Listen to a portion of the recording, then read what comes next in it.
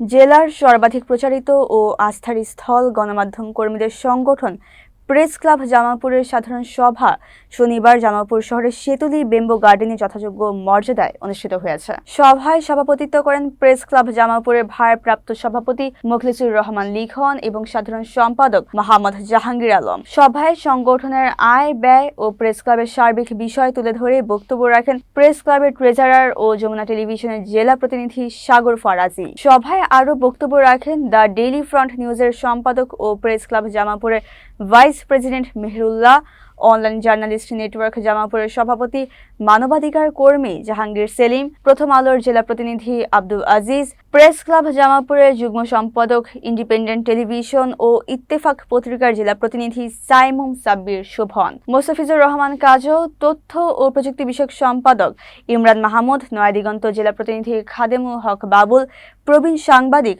আব্দুর রাজ্জাক, বিটিভির তানিয়া আক্তার সহ আরও অনেকেই।